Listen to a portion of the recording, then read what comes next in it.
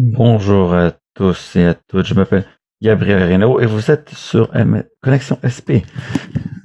Donc, donc, j'ai reçu un diagnostic de l'ASP en 96 et aujourd'hui je suis à Vancouver, en Colombie-Britannique et je suis une bénévole de longue date de la Société de l'ASP et je suis content d'animer cet événement de Connexion SP. En tant que personne vivant avec l'ASP, j'ai vraiment apprécié le fait d'avoir été en contact au cours des 2 derniers jours avec des professionnels de la santé et des chercheurs des 4 coins du pays. C'était une expérience formidable et je suis fier de faire partie d'une collectivité dont les membres se soutiennent les uns les autres d'un bout à l'autre du pays. Je m'en réjouis d'autant plus que le 1er mai, nous donnerons le coup d'envoi du mois de la sensibilisation à l'ASP. Je suis également impatient de pouvoir participer au prochain événement Connexion SP qui se tiendra à l'automne, en novembre, et à l'occasion duquel davantage de contenu sera présenté puisqu'un programme de 5 jours nous sera offert. À cette occasion, le très couru Salon des exposants sera de retour, tout comme la populaire séance de présentation vidéo consacrée à des travaux menés par de jeunes chercheurs. Les conférencières qui prendront part à la discussion de ce soir ont pour vocation de permettre aux personnes vivant avec l'ASP de renforcer leur bien-être. Les 3 spécialistes que nous entendrons possèdent un solide bagage de connaissances et de compétences dans les domaines de la nutrition, de l'activité physique et de la santé mentale. Je sais que nous avons tous fait de notre mieux en ces temps difficiles, mais il est indéniable que la pandémie de COVID-19 nous a imposé de nouveaux défis au chapitre de l'exercice, de la nutrition et de la santé mentale. J'ai hâte de connaître les diverses options et stratégies qui nous seront présentées ce soir. Avant de commencer, je veux que vous sachiez que cette séance est axée sur vous et vos questions pour nos panélistes. Donc, écrivez-les dans la boîte de conversation et je vais ensuite poser ces questions à nos spécialistes. Joignez-vous à la conversation en ligne et faites connaître vos moments préférés de la séance d'aujourd'hui en publiant un message sur Twitter accompagné du mot-clic Connexion SP. Et exprimez-vous aussi en répondant à notre sondage quotidien à partir de notre compte Twitter en commercial Société SP Canada. Et sachez que cette séance est enregistrée et sera publiée plus tard sur le site msconnect.ca. Maintenant, souhaitons la bienvenue à nos 3 conférencières. Pour commencer, je vais demander à chacune de nos conférencières de se présenter brièvement en nous disant quelques mots sur leur domaine de compétences, sur leur lien avec la sclérose en plaques, ainsi que sur les raisons pour lesquelles elles s'investissent auprès de la collectivité de la sclérose en plaques ou de la société de la sclérose en plaques. Donc, commençons par Margot. Allez-y. Merci. Donc, je suis physiothérapeute et je travaille à l'Institut de réadaptation de Toronto. Et j'ai axé ma carrière sur le travail avec des personnes avec des problèmes neurologiques, des gens qui ont Crohn, des gens qui ont la sclérose en plaques, des gens qui ont ce type de défi au jour le jour. Et j'ai essayé de comprendre justement le défi que représente cette transition dans une nouvelle vie après, quand on a reçu un diagnostic ou on a subi une blessure importante. Et il y a une chose qui a été claire pour moi, c'est que mes clients qui ont des défis en mobilité ont beaucoup plus de mal à rester actifs physiquement. Ils ne peuvent pas s'occuper de leur santé comme ceux qui n'ont pas ce type de problème physique parce qu'ils ne bougent pas suffisamment. Donc, je sais que je veux faire partie de quelque chose de plus grand qui aide les gens à améliorer leur vie. Donc, quand j'ai eu l'occasion de m'investir dans le programme de mouvement d'exercice. C'est un programme que j'ai créé moi-même. Le programme Time qu'on appelle. Donc j'ai créé ce programme parce que c'est une façon de faire de l'exercice sans coût, ça ne coûte pas cher, ça permet aux gens de pratiquer de l'exercice physique dans leur communauté, localement, sans dépenser d'argent, sans grande organisation. C'est ce que j'aime avec la société de la sclérose en plaques parce que ils ont toujours été très ouverts à une collaboration avec des programmes comme le mien, des organisations, et ça nous permet justement d'avoir un impact sur la vie des gens.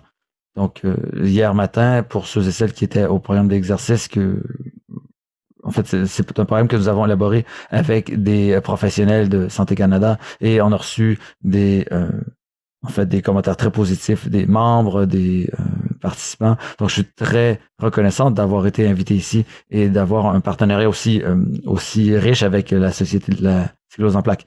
Merveilleux. Merci beaucoup, Margot, d'être des nôtres. Et je vais ensuite me rendre à l'autre côté du pays, en fait au milieu du pays. Et je vais demander à Tiffany de se présenter. Merci, Gabriel. Je suis diététiste agréé. Je travaille dans la clinique de la sclérose en plaques de Calgary depuis 10 ans. Nous avons une équipe interdisciplinaire très forte et le but commun, c'est le bien-être. J'adore travailler sur les enjeux de nutrition avec les gens qui vivent avec la SP. J'ai aussi eu l'occasion d'être aux conférences Connexion SP à Edmonton il y a quelques années et de participer à celle de Calgary grâce au chapitre de l'Alberta. Ici à Calgary, je travaille à un hôpital qui travaille le campus le Self-Health Campus, le campus d'auto-soins, et je travaille aussi avec le programme alimentaire là-bas. Donc, une des choses qui est intéressante, c'est comment on peut appliquer la théorie aux connaissances pratiques. Donc, j'espère pouvoir inculquer ces connaissances chez les gens. Comment est-ce qu'on peut prendre un message nutritionnel, l'amener chez soi à la maison et l'appliquer à notre vie quotidienne? Merveilleux. Merci beaucoup d'être des nôtres, Tiffany. Et ensuite, allons sur la côte ouest et passons à Michel, la dernière mais non la moindre. Merci de me recevoir. Je m'appelle Michel Stradonovic. Je suis conseillère clinicienne agréée à la Colombie-Britannique. Je travaille ici à Westminster, en Colombie-Britannique. En fait, je joue plusieurs rôles qui m'ont amené à la Société de la sclérose en plaques. Un de ces rôles, c'est en fait mon travail à la faculté de médecine ici, sur la côte ouest. Je travaille, en fait, j'enseigne les sciences de la vie et j'enseigne à de nombreux étudiants. Et je m'investis aussi dans les soins de santé. Je travaille avec des infirmiers, des infirmières et je travaille avec des patients qui ont des maladies chroniques. Donc, ce sont mes antécédents et c'est ce qui me fait dire que je n'ai pas un intérêt direct dans la sclérose en plaques. J'ai reçu mon diagnostic en 2013. En fait, à l'époque, je n'avais pas d'intérêt direct, mais maintenant, j'en ai un. Et donc, j'ai travaillé sur des ateliers très utiles pour les gens ici à Burnaby, en Colombie-Britannique. En fait, à l'époque, ça fait longtemps qu'on fait ça justement. À l'époque, on avait parti ce programme et il n'y avait pas assez d'informations à l'époque sur les impacts émotionnels d'un diagnostic de la sclérose en plaques. Donc, j'ai saisi l'occasion et je me suis jointe à l'équipe de la Société de la sclérose en plaques et quelques fois par année, je donne des conférences sur l'impact émotionnel de la sclérose en plaques. Donc, j'ai mon rôle de thérapeute et mon rôle de conseillère clinicienne et mon rôle, en fait, de personne qui vit avec la sclérose en plaques. Donc, dans ma propre pratique, je ne travaille pas avec des patients de l'ASP, mais je travaille avec des gens qui ont des problèmes d'anxiété, des traumatismes. Donc, je travaille avec cette population et je crois que, en fait, c'est très important pour moi de travailler et de pouvoir contribuer à la collectivité de la sclérose en plaques. Merveilleux. Merci à toutes d'être des nôtres aujourd'hui. Donc, en rappel, donc, je voudrais vous dire que si vous voulez écrire des questions, vous pouvez les écrire dans la boîte privée CTV au bas de Zoom. Et pendant la séance, vous pouvez le faire à tout moment. Si vous avez des difficultés techniques, n'hésitez pas à l'écrire dans la boîte de dialogue au bas et l'équipe technique vous aidera à régler votre problème. Donc, nous allons commencer à parler des barrières, des obstacles. Donc, pour chacune d'entre vous, je vais vous poser une question. Vous demandez quel est le premier obstacle envers, en fait, pour le premier obstacle à l'exercice, à la santé mentale ou à la nutrition.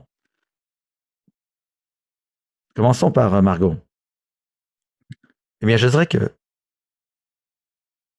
la fatigue est un obstacle très important, surtout quand on doit se motiver à déployer de l'énergie pour être actif physiquement ou faire de l'exercice.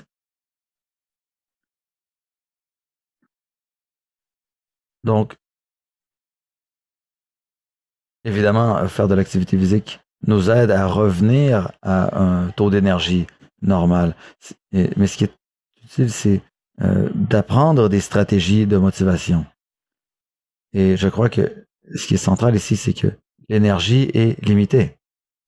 Donc, il faut apprendre des stratégies pour bien gérer son énergie et se reposer.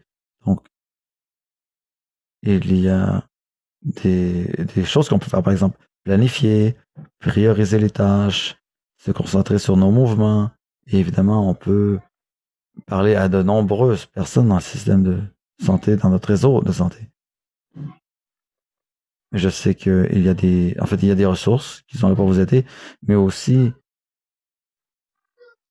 il faut avoir un système de soutien. Votre réseau de soutien peut vous aider pour conserver votre énergie. Par exemple, on peut déterminer ce que d'autres personnes peuvent nous enlever comme tâche. Donc, ça nous laisse plus de temps, plus d'énergie, justement, pour soi, pour faire de l'exercice, ce qui est très important. Et c'est une compétence, cette gestion de l'énergie, qui n'est pas toujours innée, mais qu'on peut apprendre. On peut apprendre cette compétence. Et ça peut être très utile de savoir gérer son énergie. Merci beaucoup, Margot. Ensuite, passons à Tiffany. J'ai la même question pour vous. Obstacles. Quels sont les obstacles? Donc, c'est très difficile pour moi de vous nommer qu'un seul élément. Je vois deux principaux obstacles pour les gens qui vivent avec la sclérose en plaques en matière de nutrition. Premièrement, un peu comme le disait Margot, c'est la fatigue. Donc, tout le monde sait à quel point la fatigue est bien réelle quand on vit avec la SP.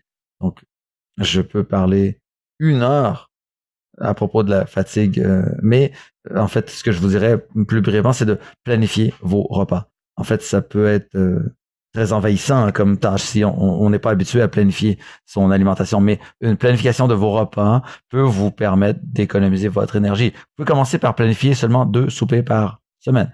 Ce que j'aime faire, c'est avoir une liste dans mes armoires de repas que je peux préparer rapidement. Donc, pensez à des repas que vous aimez, des repas où vous pouvez, en fait, que vous pouvez préparer sans trop dépenser d'énergie.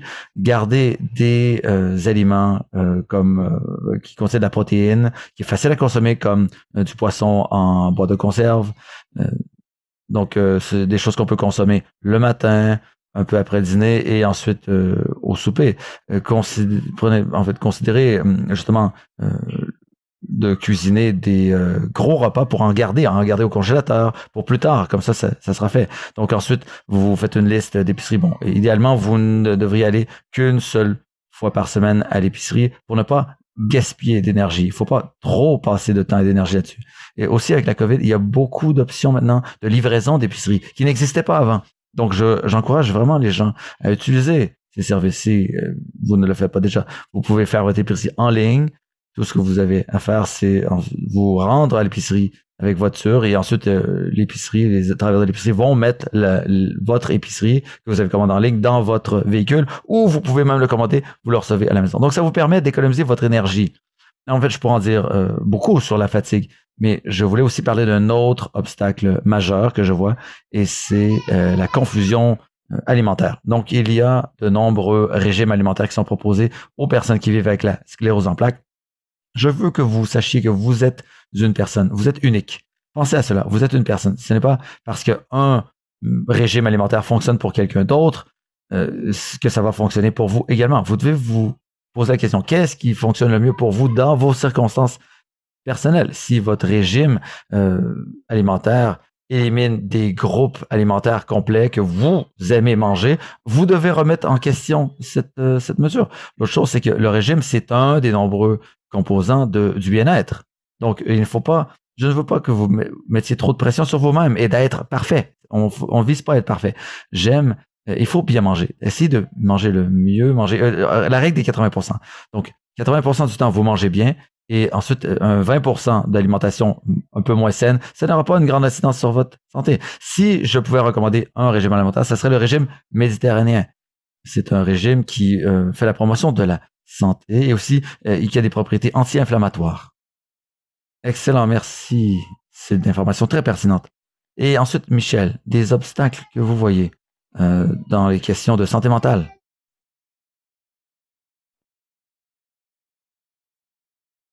Oui, en fait, je veux faire du pouce sur ce qui vient d'être dit d'un point de vue, plus axé sur la santé mentale. Donc, pour ceux et celles d'entre nous qui ont des problèmes de fatigue, il y a évidemment des obstacles. C'est-à-dire, c'est difficile de rester indépendant. C'est probablement un des principaux obstacles. que je constate quand je travaille avec des patients ou en fait c'est des problèmes que j'ai dans ma propre vie. En fait, c'est un défi psychologique euh, de conserver son indépendance et ou à qui on doit demander de l'aide. C'est un défi psychologique. Et je sais que dans mes enseignements, dans les cours, les ateliers que je donne, je parle de la fatigue, en fait. Et bon nombre de personnes diraient que la fatigue, c'est un des plus grands défis dans leur vie. Et quand on vit avec la sclérose en plaques, donc il y a beaucoup de personnes qui vivent avec la sclérose en plaques, qui sont très indépendants et qui ont beaucoup de mal à dire aux gens comment ils se sentent. Évidemment, la sclérose en plaques est invisible pour un bon nombre de personnes. Et la fatigue, c'est un de ces facteurs, justement, un de ces symptômes. Et ensuite, ils doivent se donner la permission de demander de l'aide aux autres. Donc, ils ont du mal à demander de l'aide. Donc, je dirais que c'est un des principaux obstacles. C'est un obstacle psychologique sur lequel les gens doivent travailler. Merveilleux. Merci beaucoup de vos réponses. Notre prochaine question est posée de quelqu'un de Montréal et elle s'adresse à Margot à propos de l'exercice. Quand est-ce que l'exercice devient trop d'exercice? Est-ce que c'est approprié de faire de l'exercice à tous les jours ou est-ce qu'on devrait se reposer d'un jour à l'autre? Merci pour cette question. Très bonne question, en fait. Je crois que ce que je conseille en général, c'est que la situation va changer d'une personne à l'autre. Parce que ça dépend de votre niveau d'activité actuel et de votre degré de forme physique également.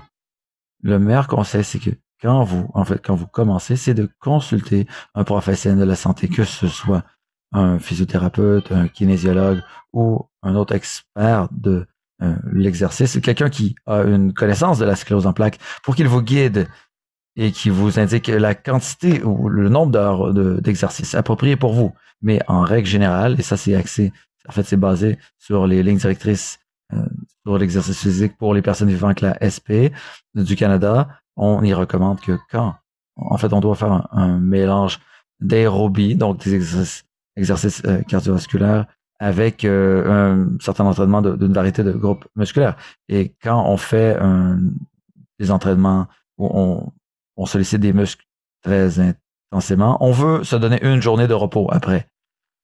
Mais pour ce qui est le cardio, où on augmente la fréquence cardiaque, ça dépend de votre forme physique. Donc ça serait correct en général de le faire à tous les jours. Et lorsque c'est quelque chose de plus musculaire, eh bien, on recommande une journée de repos. De très bonne information. Merci. Une question de Toronto.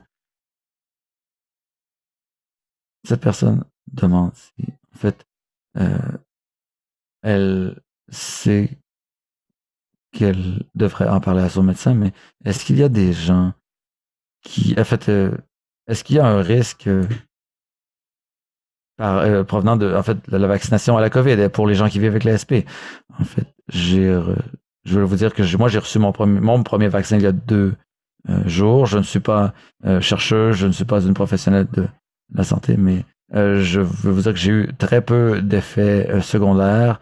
On fait beaucoup moins que m'en donne la sclérose en plaques. Donc, à l'époque de la COVID, aujourd'hui, est-ce que dans votre domaine d'expertise, est-ce que la vaccination contre la COVID est un enjeu pour vous? Commençons par Margot. Donc, en bout de ligne,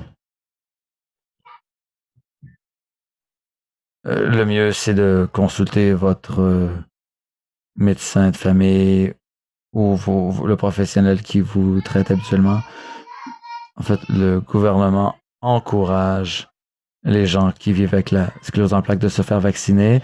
Ils peuvent prendre rendez-vous en ligne sur le site du gouvernement. Donc, c'est pourquoi je vous recommanderais de vous faire vacciner. Et Tiffany, avez-vous eu en fait des incidents, des conversations avec vos patients? En fait, je ne peux pas dire que j'en ai parlé avec mes patients, mais je dirais la même chose que Marco vient de dire. Et Michel, moi j'ai rencontré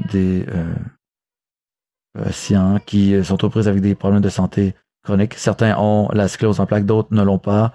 Et ces gens prennent leurs propres décisions, se forment leur propre opinion sur le vaccin. Et une des choses que je dirais, en règle générale, c'est que, en fait, c'est ce que j'ai remarqué, et c'est que quand la décision quand la décision de se faire vacciner est acceptée, les gens, en fait, sont moins anxieux. Donc, le vaccin, justement, a permis jusqu'à maintenant, en fait, les gens qui se sont vaccinés se sont sentis mieux, se sont sentis plus en sécurité et se sont sentis moins anxieux, moins stressés. Donc, et je crois qu'ils ont moins peur maintenant qu'ils sont vaccinés, qu'ils ont eu leur première dose de vaccin. Donc, je crois que ça a eu cet effet psychologique sur les gens. Un effet bénéfique. Oui, merci beaucoup. Donc, pour conclure la question de la vaccination, je dirais que il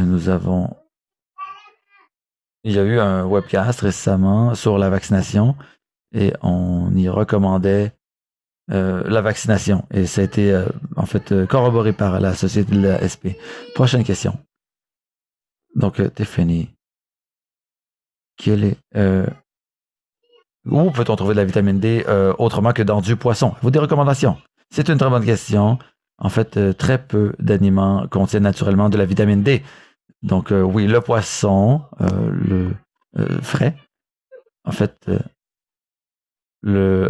aussi le saumon en boîte de conserve qui a des os qu'on peut croquer et manger. C'est très bien. Non seulement ça a la vitamine D, mais aussi du calcium. Et c'est ça c'est un anti-inflammatoire. Mais croyez-le ou non, les champignons contiennent un peu de vitamine D, mais il y a des aliments qui ont été additionnés de vitamine D. Par exemple, au Canada, une tasse de lait de vache a reçu 40 ou 90 unités internationales de vitamine D, et la margarine en a reçu de 30 à 50. Cela dit, c'est très difficile de trouver de la vitamine D. En fait, c'est quelque chose qu'on obtient naturellement par notre peau grâce au soleil. Mais ici au Canada, ou dans la plupart du Canada, on est trop au nord pour recevoir assez de soleil sur notre peau pendant les mois d'hiver. Donc, tout le monde doit prendre un supplément de vitamine D. Si vous n'êtes pas certain de la quantité de vitamine D à prendre, il faut en parler à votre professionnel de la santé. La limite maximale est 4000 unités internationales par jour. C'est la limite recommandée par la Société de la SP. Merci beaucoup. Prochaine question. Donc, une question qui vient de Toronto, qui est adressée à Michel, une question de santé mentale. Donc, c'est une question difficile. Michel, je crois que l'incidence de suicide est 2 fois plus élevée dans la population vivant avec la SP que par rapport à la population ne vivant pas avec la SP. Donc, pourquoi? Donc, Michel, je vous demande de répondre à cette question. Oui, peut-être que, en fait, je vais répondre à cette très importante question. Et je crois que je devrais m'en tenir à ce que je connais de façon sûre sur le lien entre la sclérose en plaques et le taux de suicide. Je ne connais pas les statistiques, mais en fait, je dirais que, en effet, la statistique qui nous a indiqué que les problèmes de santé chronique augmentent le taux d'incidence du suicide. En effet, oui, c'est vrai. Cette statistique est vraie. Et ça, c'est à cause de la qualité de la vie quotidienne, dans ce contexte d'une maladie chronique comme la sclérose en plaques. Il y a des gens qui peuvent sentir qu'ils n'ont plus d'autres options à certains moments. Donc, en fait, je veux m'assurer que je réponds bien à la question. Je voulais simplement commencer par reconnaître que c'est vrai, qu'il y a un lien entre la SP et le taux de suicide. Oui, la question était, est-ce que c'est causé par la maladie ou par la baisse en qualité de vie? Oui, en fait, d'accord, je comprends. C'est de la question. Oui, donc, je dirais que les facteurs tournant autour de la qualité de vie sont les facteurs déterminants dans cette question. Donc, c'est pourquoi il faut travailler sur sa résilience et avoir une bonne santé mentale. Par exemple, bien gérer ses symptômes, ça sera un facteur c'est pour lutter contre le suicide. Et une autre chose que je peux dire, que je connais, c'est... En fait, la sclérose en plaques peut avoir un effet négatif sur l'état cognitif d'une personne, créer des lésions dans le cerveau. Et ça peut induire une certaine dépression. Ça dépend de l'endroit dans le cerveau qui a été touché par ces lésions causées par la sclérose en plaques. Mais ça pourrait avoir un impact, en fait, créer de la dépression. Et ensuite, ça pourrait avoir une incidence sur les risques de suicide. Merci de votre réponse, Michel. La prochaine question nous vient de quelqu'un de Toronto et elle s'adresse à tout le monde. Donc, ce n'est pas exactement en fait, est-ce qu'on peut être un donateur? En fait, ça ne porte pas sur les sujets qu'on adresse aujourd'hui, mais est-ce qu'on peut être un donateur, qu'on ait la sclérose en plaques ou pas? Eh bien, je vais répondre à cette question. Je sais que quand j'étais jeune, je donnais du sang régulièrement et les services sanguins ont arrêté ce type de choses. Oui. Est-ce qu'une personne, la question était, est-ce qu'une personne qui vit avec la SP peut être un donateur d'organes? En fait, je ne le sais pas. Moi, je donnais du sang et quand j'ai eu la SP, les services sanguins ont arrêté de prendre de mon sang, mais je sais que il manque beaucoup d'informations sur cette question. Et je crois que on ne sait en fait, dans mon cas, quand les services sanguins ont cessé de prendre mes échantillons de sang pour les donner, c'était qu'ils ne savaient pas qu'est-ce qui causait la sclérose en plaques. Mais je ne sais pas si quelqu'un qui vit avec la sclérose en plaques peut être un donateur d'organes. Ça, je ne sais pas. Prochaine question. De quelqu'un à Montréal qui s'adresse à Michel. Croyez-vous que les gens vivant avec la SP devraient consulter un thérapeute, un psychologue spécialisé dans la sclérose en plaques ou les maladies chroniques ou en fait pour offrir ou est-ce que vous croyez qu'une thérapie peu importe la thérapie peut être bénéfique? C'est une bonne question. Et je comprends pourquoi les gens vivant avec la sclérose en plaques voudraient pouvoir travailler avec un thérapeute qui au moins a une connaissance de l'expérience de la sclérose en plaques dans leur pratique et dans leur formation. Donc, mon idée ici, c'est que ça dépend probablement de la façon dont vous comprenez vos difficultés, vos défis dans votre propre représentation de votre situation en vivant avec la sclérose en plaques. Un des domaines dans lesquels je me spécialise, c'est l'anxiété. Et je travaille avec des gens qui ont des traumatismes. Et en fait, je ne me présente pas comme une thérapeute praticienne travaillant avec des maladies chroniques, mais je travaille justement avec cette population, avec ces clients, et je travaille sur les maladies chroniques. Parce que les gens qui ont des maladies, en fait, on parle de personnes qui ont des traumatismes historiques ou de l'anxiété causée par une maladie chronique. Donc, je crois que je serais capable d'identifier d'autres facteurs. En fait, pour identifier d'autres facteurs que la santé mentale, pour trouver un bon thérapeute, vous n'avez pas nécessairement besoin d'un thérapeute qui a une expérience de personnes qui vivent avec des maladies chroniques, parce que leur formation ou leur expérience personnelle ou professionnelle peut leur avoir fourni les outils nécessaires. Donc maintenant, une question qui s'adresse à Margot, de quelqu'un de Toronto. J'ai 25 ans, je fais de la méditation, de la marche, et c'est l'essentiel de mon activité physique. Est-ce que c'est suffisant? Donc, je vais revenir sur le guide, les lignes directrices en exercice physique pour les personnes, les adultes vivant avec la sclérose en plaques légère et moyenne. Donc, la recommandation, c'est que il faut un minimum d'exercice et un minimum serait une activité aérobique d'intensité modérée de 1/2 heure, 2 fois par semaine. Et ensuite, 2 autres fois par semaine, un entraînement où on travaille tous les grands groupes musculaires. Donc, ça fait 4 séances d'entraînement par semaine. Si on fait ça, en fait, la méditation et la marche sont de très bons exercices parce que ça travaille l'esprit et le corps. Donc, c'est très bien pour le bien-être. Mais la question que vous devez vous poser est la suivante. Est-ce que le yoga ou la marche que je fais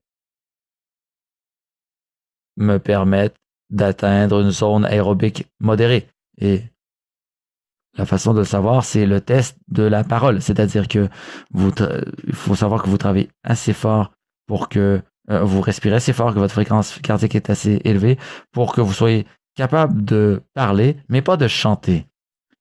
Donc, quand vous marchez, si vous travaillez assez fort, vous allez peut-être devoir vous arrêter. Si vous parlez, vous allez devoir arrêter de parler pour reprendre votre souffle. Si vous êtes dans cette zone, vous êtes dans la bonne zone. Donc, si vous faites du yoga, si vous travaillez sur les grands groupes musculaires, à les renforcer en faisant du yoga, eh bien, c'est très bien. Donc, si vous remarquez que vous faites quelque chose de plus difficile que d'habitude, eh bien, c'est là que vous travaillez vos muscles de façon intense. Donc, ça dépend de l'intensité dont vous avez besoin. Ce n'est pas tout le monde qui sera capable de respecter ces recommandations, mais c'est une bonne façon de savoir que vous faites le minimum d'exercice physique en fonction de votre santé. Merveilleux, merci beaucoup. Prochaine question de quelqu'un de Toronto et elle s'adresse à Tiffany. Avez-vous une recommandation sur les aliments qui aident l'esprit cognitif? Est-ce qu'il y a des aliments qui ont un effet positif, bénéfique sur le cerveau? Oui, tout à fait. Il y a de nombreux aliments qui ont un effet positif sur le cerveau. Je vais essayer de ne pas faire un monologue trop long sur la question, mais il y a deux enjeux que vous soulevez. Un, ça serait la fatigue et l'autre, la santé du cerveau. Donc, ce sont deux choses différentes en termes de nutrition. Donc, je vais parler de la santé du cerveau. Donc, quand on parle de santé du cerveau, il y a beaucoup d'éléments. Donc, premièrement, il faut beaucoup de fruits et de légumes, beaucoup d'antioxydants. Les pigments contiennent les antioxydants. Donc, essayez d'obtenir différentes couleurs. On recommande des légumes orange et vert foncé à tous les jours au minimum si c'est possible. Et j'ai toujours des épinards dans mon frigo. C'est quelque chose qu'on peut ajouter dans une soupe, une salade, dans n'importe quoi. Et quand les feuilles d'épinards commencent à se faner, on peut les mettre au congélateur. Et ensuite, j'ai parlé des gras oméga 3 quand on parlait du saumon. Mais aussi, vous voulez obtenir des gras provenant de végétaux qui sont non saturés, qui sont en fait liquides à la température de la pièce. Donc, certaines graines contiennent de ces gras. Oui, elles sont solides, mais elles contiennent de l'huile. Par exemple, les noix et les graines qui contiennent de l'huile et ça a un effet très bénéfique sur le cerveau. Par exemple, ces huiles contiennent des polyphénols, la vitamine E. Ce sont des antioxydants qui sont bons pour la santé. L'autre chose aussi, ce sont les glucides. On ne veut pas manger trop de glucides raffinés. Et ça, c'est là que la fatigue entre en jeu. Si vous mangez des glucides qui ont été traités, transformés, donc qui sont que votre organisme va digérer rapidement. Ce qui arrive, c'est qu'il y aura une forte augmentation très rapide du taux de sucre de votre sang, donc ensuite suivi par une augmentation du taux d'insuline très rapide. Donc, vous allez avoir beaucoup d'énergie au début et ensuite, vous allez atteindre un creux. Donc, le taux d'énergie va monter rapidement, mais baisser rapidement. Donc, ensuite, vous allez être fatigué. Donc, il faut maintenir un taux de sucre sanguin régulier, donc sans pic haut et bas.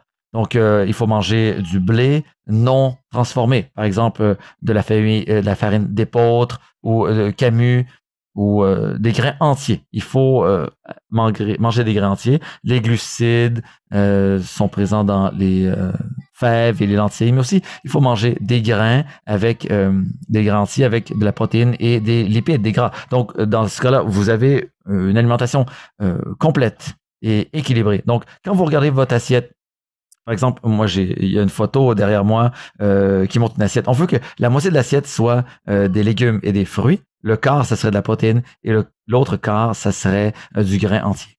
J'ai une photo justement de cette assiette sur mon mur derrière moi. Oui, bonne explication. Merci beaucoup. C'est un domaine sur lequel je dois m'améliorer. Merci beaucoup. Donc, nous allons revenir à la question qu'on avait sur le don d'organes. Merci à l'équipe des coulisses. Nous avons une réponse. Donc, selon la Société canadienne de la transplantation, tout le monde peut être un donateur, peu importe leur âge, leur état de santé et leur orientation de toutes sortes.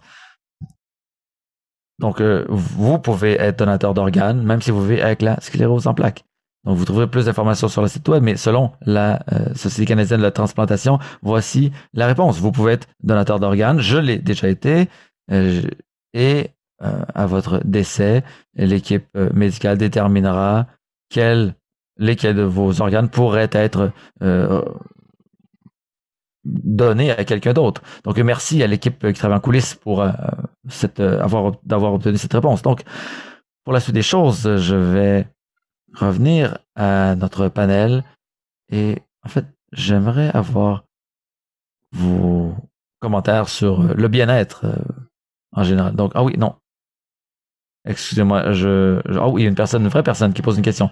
De Sherwood Park, j'ai eu un épisode de IS et je suis au début de cette aventure de la SP. Merci d'être avec moi. Je cherche des conseils sur ce que je peux faire pendant cette période de latence. Donc, j'ai l'impression que c'est une personne qui vient de recevoir son diagnostic, qui veut de l'information sur ce qu'elle peut faire dans cette période de latence. Donc, je dirais, premièrement, vous êtes au bon endroit, vous cherchez des réponses au bon endroit et il faut trouver le moyen de justement d'améliorer votre situation. Donc, dans votre expérience, cher panéliste, quels sont vos conseils pour des personnes qui viennent de recevoir un diagnostic de la sclérose en plaques? Je crois, encore une fois, que en fait, il faut écouter son corps. Il faut faire des choses qui soutiennent votre état de bien-être global. Donc, si vous avez de l'énergie, vous vous sentez bien, et vous pouvez bouger avec votre corps, et vous pouvez écouter votre corps et savoir quand il faut ralentir ou s'adapter. Et ça, c'est très bien.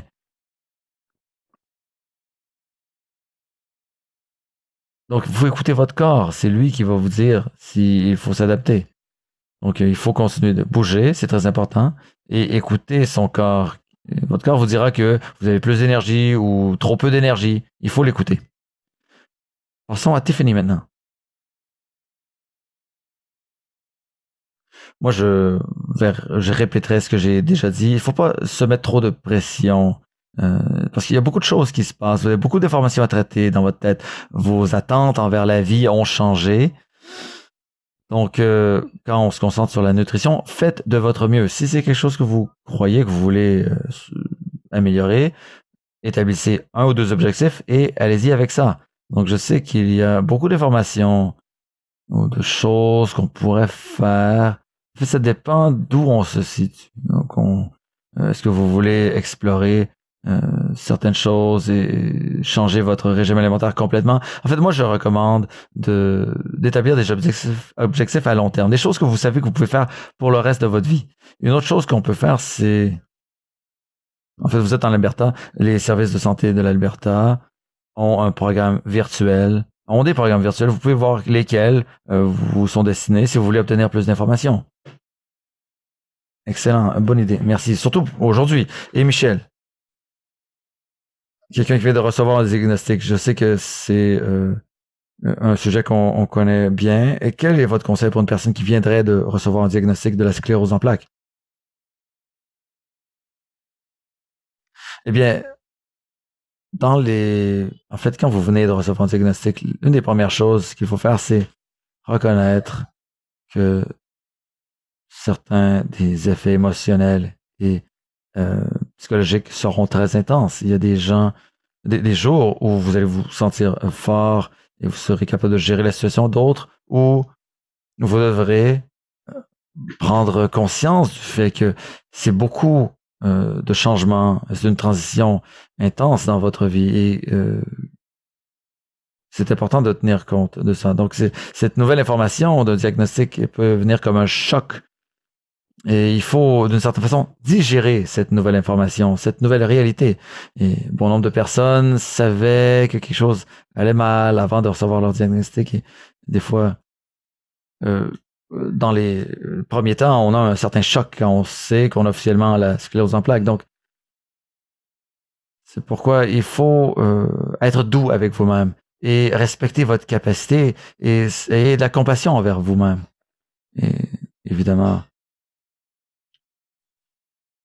en psychologie, on appellerait ça, en fait, il faut justement faire appel à quelqu'un qu'on appellerait un appui, quelqu'un qui peut aller chercher de l'information pour vous soutenir émotionnellement, psychologiquement et physiquement également, qui peut vous aider. Donc, vous devez écouter votre corps et écouter vos besoins. Et en fait, c'est à vous de déterminer. En fait, soyez.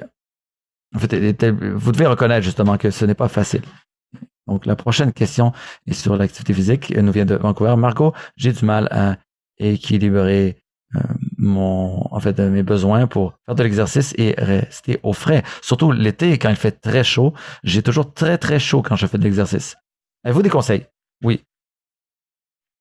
Il faut comprendre qu'il faut faire de l'exercice de façon sécuritaire. Souvent, les gens qui vivent avec la sclérose en plaques sont plus sensibles à la chaleur.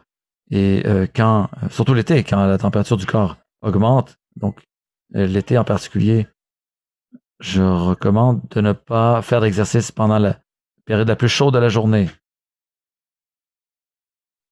Je suggère, quand vous planifiez vos exercices ou la journée, de faire de l'exercice le matin ou le soir, de le faire à l'extérieur et non dans un endroit fermé où il fait trop chaud. Et je recommande aussi de boire beaucoup d'eau quand vous faites de l'exercice l'été et écoutez votre corps dans cet environnement de canicule.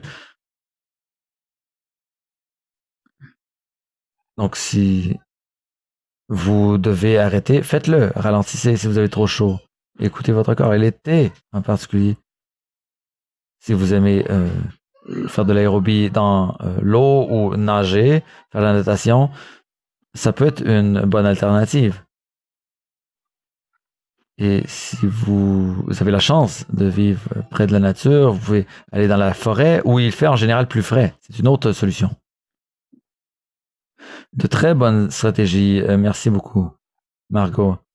Notre prochaine question vient de Toronto. Elle s'adresse à Tiffany.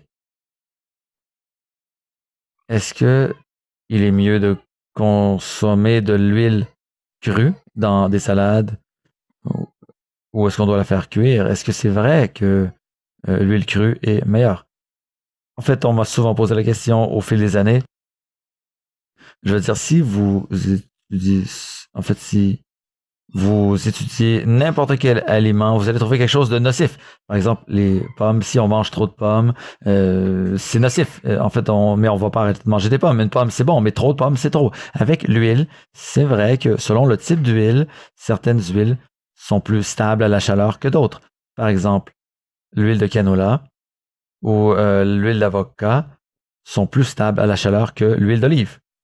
Donc, ce sont des huiles qu'on utilise plus couramment dans la cuisson. Mais même avec l'huile d'olive peut tout de même résister à une température modérée. Dès que la nourriture entre dans l'huile, ça stabilise l'huile. Et si on fait cuire avec de l'huile dans le four, ça fonctionne jusqu'à 375 degrés Celsius, ou Fahrenheit, pardon. Donc oui, évidemment, si l'huile chauffe trop, les gras peuvent être changés et en fait l'huile devient néfaste.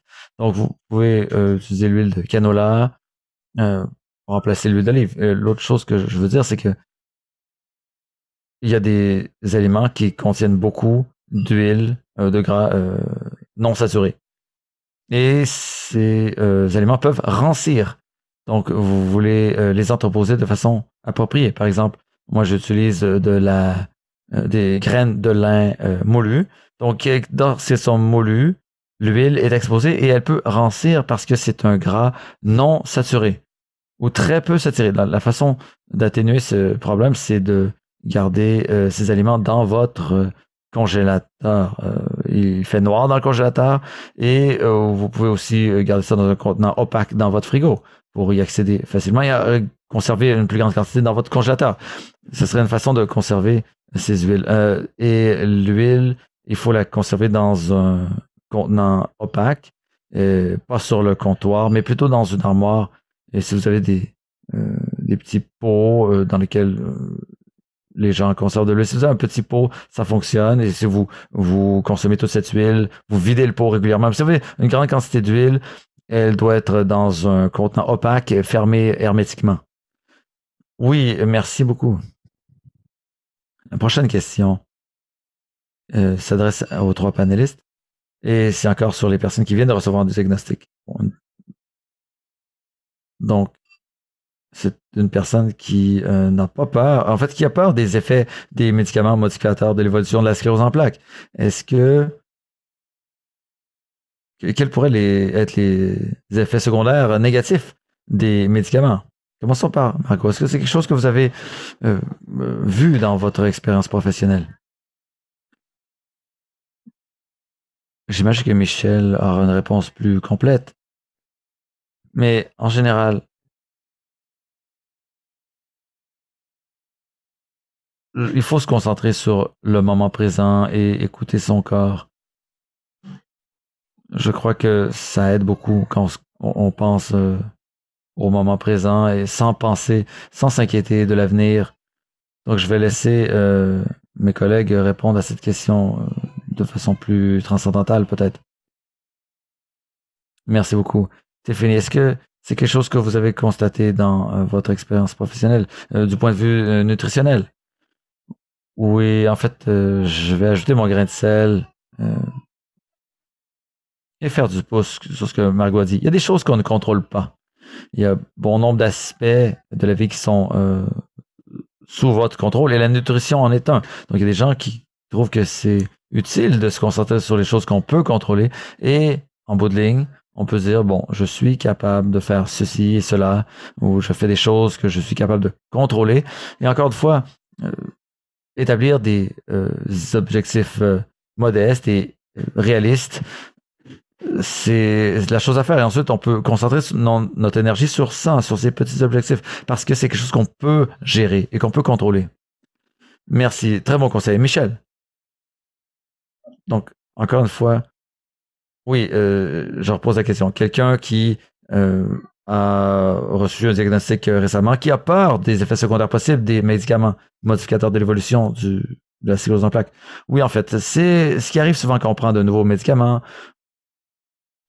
En fait, on met quelque chose qui est inconnu dans notre corps. On ne sait pas quels seront les effets de cette chose. Donc, ça peut faire peur, justement, et c'est très compréhensible. Donc, c'est bien d'avoir une liste d'effets secondaires provenant de ces médicaments. Donc, j'ai une liste de choses, de stratégies possibles qui peuvent aider. Donc, il faut discerner entre ce qu'on appellerait la conscience sanitaire et l'hypervigilance sur notre système nerveux. En fait, c'est comme un détecteur de fumée. Tout le monde a besoin de détecteur de fumée à la maison s'il y a un incendie.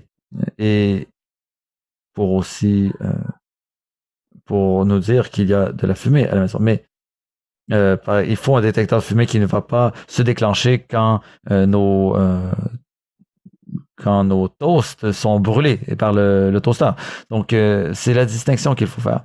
Vous pouvez vous auto-évaluer tous les jours et prêter attention à ce qui se passe dans votre corps et essayer d'être conscient de ce qui se passe sans être hyper vigilant.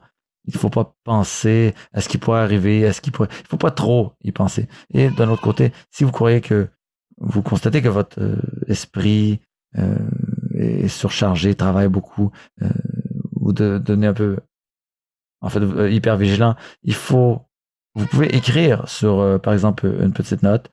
Vous pouvez écrire ce que vous pouvez faire.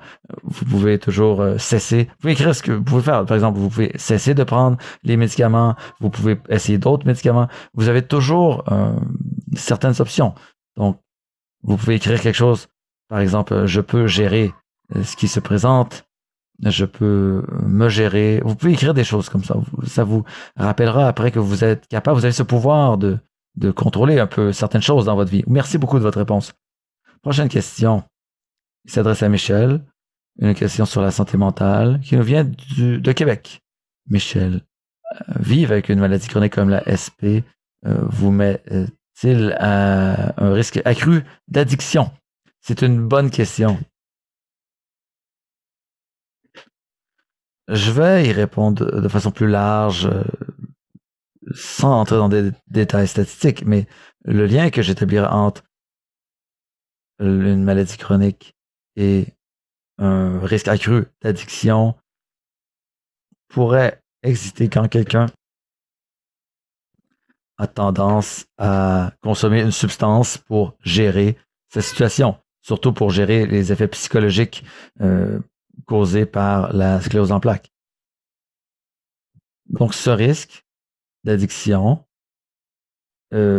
est présent. Évidemment, vivre avec une maladie chronique, ça augmente certains défis défis pour la santé mentale, comme l'addiction, la dépression, l'anxiété. Donc, c'est le lien que j'établirais entre justement la sclérose en plaques et le risque de développer, de contracter des addictions. La prochaine question vient de l'Alberta, qui s'adresse à Margot. Est-ce qu'il y a des exercices précis qui peuvent améliorer la situation d'une personne? Oui, il y en a, mais ça exigerait une évaluation pratique de la personne, en fait, de les pieds. Est-ce que ça pourrait avoir un effet sur les pieds? Donc, oui, en fait, je ne peux pas vraiment répondre à la question de façon très claire, mais je vous dirais, en fait, est-ce que la sclérose en plaques peut avoir un effet sur en fait, créer le pied tombant ou la chute du pied, causer la chute du pied? Eh bien, je crois que il faudrait consulter votre médecin, mais oui, on voit un certain lien entre le pied tombant et la sclérose en plaques. Oui, je crois que, en fait, j'ai des voisins qui ont consulté leur physiothérapeute de façon virtuelle. Ils ont trouvé ça très utile. Et il y a des pratiques qu'on peut trouver virtuellement pour améliorer la situation de personnes qui souffriraient de la chute du pied. Donc, une personne en Ontario a reçu un diagnostic de sclérose en plaques récemment, l'été dernier. Merci d'être des nôtres. Je suis enceinte de 20 semaines. Je prends des suppléments de vitamine D et j'essaie d'avoir un régime alimentaire sain. Est-ce que vous pouvez donner des conseils pour les femmes enceintes? Tiffany, vous êtes chanceuse parce que c'est un autre aspect de mon travail. Je donne des cours de nutrition neurologique et pour les femmes enceintes. Donc, je vous félicite d'être enceinte. Je suis contente pour vous. Vous mangez plus de fruits et légumes. C'est très bien. Ça peut être difficile de faire ces changements à son alimentation comme vous l'avez fait. Donc, je vais réitérer ce que j'ai dit plus tôt. Vous pouvez manger des noix, des graines et d'autres aliments qui contiennent des gras sains. Mais quand vous êtes enceinte, vous voulez assurer que vous avez beaucoup de gras oméga 3. Donc, les gens qui vivent avec la SP veulent manger des gras oméga 3. Et quand vous êtes enceinte, vous voulez les manger, les obtenir du poisson. Du poisson qui contient peu de mercure. Donc, le saumon, c'est une bonne option parce que il est disponible au Canada. Et on peut en acheter dans une boîte de conserve. Donc, c'est facile de s'en procurer. Et ce type de poisson a très peu de mercure, ou des fois aucun mercure. Donc, des poissons comme les sardines, les anchois, les petits poissons, des poissons aussi qui contiennent très peu de contaminants. Le hareng aussi. Et vous assurez que vous mangez assez de protéines et que vous suivez les lignes directrices de Santé Canada. Santé Canada a des lignes directrices sur l'alimentation saine pour les femmes enceintes, pour les enfants, pour les parents. C'est le site de Santé Canada. Donc oui, des poissons comme le hareng aussi, qui contiennent peu de mercure et qui ont des oméga 3. Oui. Donc nous allons mettre fin à la séance bientôt, mais pour conclure, j'aimerais demander aux 3 panélistes de répondre à cette question. Si vous vouliez que les gens se souviennent d'une seule chose sur un mode de vie sain pour les gens qui vivent avec la SP, quel serait ce conseil? Marco, commencez. Et c'est une question difficile. Il y a tellement de choses que je pourrais dire. Je crois que, en gros, je recommanderais de faire les choses qui vous font vous sentir bien dans la vie, qui améliorent votre bien-être global. Donc, vous devez en apprendre davantage sur vous-même, sur vos habitudes, sur votre alimentation, ce que vous aimez manger, sur ce que vous avez faire, et trouver des choses travailler sur les choses que vous pouvez contrôler. Et passer du temps à faire les choses qui vous font vous sentir bien. Et avec les personnes que vous aimez aussi. Donc, souvent, il faut changer ses habitudes. Et en changeant vos habitudes pour le mieux, ça aura une incidence très positive sur votre compte. Ensuite, Tiffany, qu'est-ce que vous pouvez nous dire? En fait, je dirais, ne mettez pas trop l'emphase sur votre régime alimentaire. Pensez à long terme. C'est le corps dans lequel vous allez vivre pour le restant de vos jours. Donc, si vous voulez changer votre régime alimentaire, changez 2 ou 3 choses. Aussi, pensez à qui vous êtes. Quels sont vos antécédents? Quel est votre niveau de fatigue? Qu'est-ce que vous connaissez? Qu'est-ce que vous avez fait dans votre vie? Toutes ces choses ont une incidence sur nos choix alimentaires. Ce n'est pas simplement une question de faire ce qu'on entend ou ce qu'on devrait faire. C'est une question de mode de vie. Donc, il faut respecter ça. Il faut tenir compte de toutes les variables. Mais vous voulez être capable de faire des changements durables qui vous rendent heureux. Quelque chose dont vous vous souviendrez et vous direz, oui, j'ai fait ça, je l'ai fait. Donc, par exemple, une des choses que les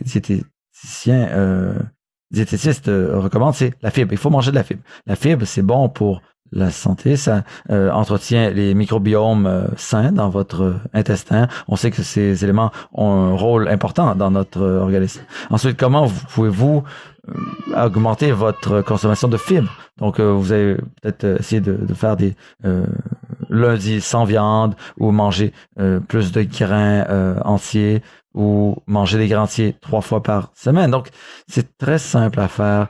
Il faut trouver le moyen d'atteindre ces objectifs, d'augmenter la quantité de fibres que vous mangez, mais en fait, si vous ne réussissez pas, eh bien, vous allez apprendre quelque chose. Vous allez apprendre qu'est-ce que vous pouvez faire pour pour trouver des moyens de plus facilement apporter ces changements à votre régime alimentaire, pour vous sentir bien. Et Michel, votre mot de clôture aujourd'hui. Oui, eh bien, la chose que je dirais, en fait, ça contient plusieurs composants. C'est difficile de dire une seule chose ici, mais je dirais qu'il y a un acronyme ici, c'est ce que j'appellerais les 4 C en anglais. C'est quelque chose dont on peut se souvenir quand on vit avec la sclérose en plaques. Le premier C, c'est il faut penser à la sclérose en plaques comme si c'était votre compagnon. Je crois que c'est peut-être un mot un peu étrange, mais c'est un peu comme ça qu'on peut entrevoir la chose. C'est quoi vivre avec la SP? C'est vivre avec un certain compagnon. Et il faut considérer que la sclérose en plaques vit à côté de nous comme un compagnon. L'autre C, c'est, en fait, je dirais que c'est un V, c'est vérification. Il faut vérifier. Ou plutôt un E, évaluer. Il faut s'évaluer. Il faut prêter attention à comment on se sent. Il faut s'évaluer régulièrement. Donc, à tous les jours, on fait une séance d'évaluation, auto-évaluation. On prend, mettons, le pouls de soi-même, comment on se sent. Et ensuite, le troisième élément, c'est un C encore, communauté. Bien vivre avec les gens. Ou communauté ou collectivité. Choisir une collectivité dans laquelle on se sent bien, dans laquelle on sait s'accepter. Ça va peut-être demander des changements d'amis ou de demander d'aide, un groupe de soutien. Et le troisième C, qui est un C encore, c'est la communication. Il faut être conscient de la façon dont vous dites aux gens comment vous vous sentez pour qu'ils soient au courant de votre situation. Excellent. J'aimerais remercier nos 3 panélistes qui viennent des 4 coins du Canada. Ils nous ont donné des conseils très utiles aujourd'hui. Merci énormément de votre temps. C'est tout le temps que nous avons aujourd'hui. J'apprécie beaucoup tout ce que vous nous avez dit aujourd'hui. Merci beaucoup. Et pour ceux et celles qui sont avec nous en mode virtuel, je vous remercie de nous avoir posé vos questions pour avoir fait de cette séance un succès. Donc, maintenant, nous allons remercier nos commanditaires.